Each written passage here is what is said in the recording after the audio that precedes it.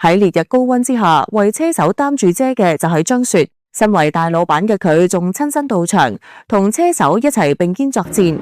張雪贏嘅唔單止係6次嘅世界冠軍，而係以真誠打動嘅人心。張雪一直立志要用自家研發嘅電單車進軍國際賽場。喺2024年創立張雪機車之後，佢鎖定要同意大利冠軍車隊埃文兄弟合作。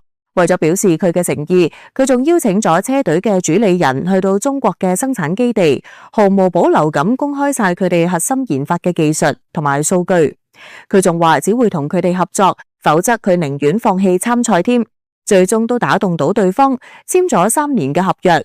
為咗咁，埃文兄弟更賠咗100萬歐元違約金。喺車手方面，張雪就睇中咗被其他車隊捨棄但係經驗豐富嘅34歲法國名將德比斯。16歲就攞到法國錦標賽總冠軍嘅德比斯，期間曾經效力過好多支名牌車隊。為咗應付買賽車同埋裝備，仲有維修保養同旅費等嘅開支，德比斯只可以靠信用卡透支嚟度日，可以話負債累累。2025年佢已經攞咗2個分站冠軍，但係佢嘅車隊就話佢年紀太大，唔再用佢。就算佢主動減人工，都唔可以留低，亦都冇其他車隊要佢。面臨退役嘅德比斯就好似奇蹟咁遇上佢嘅伯樂，就係賞識佢賽道經驗豐富嘅張雪。大家都係過來人，張雪當然好理解職業車手嘅困境，所以佢俾咗德比斯同埋佢屋企人最全面嘅經濟同生活保障，人工同埋獎金都翻倍咁計，提供埋所有嘅設備同開支，仲將調教賽車嘅核心權限交俾佢。為咗感念知遇之恩，德比斯傾盡全力喺賽場上拼搏。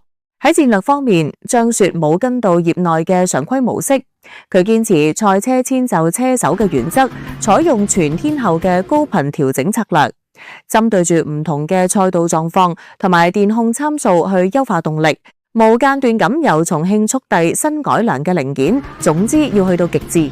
喺2026 WSBK 賽季，德比斯攞咗6個分站冠軍，打破咗歐美日數十年嚟嘅壟斷局面，寫下國產電單車衝出國際嘅歷史里程碑。張雪同德比斯呢段跨國嘅賽道緣分，更成為一時佳話。以真誠換真心，以尊重留住人才，實現咗終極賽車嘅夢想，成為中國賽車嘅傳奇。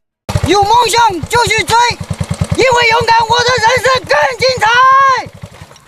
鍾意我哋嘅頻道，請按 like 同 subscribe，多謝。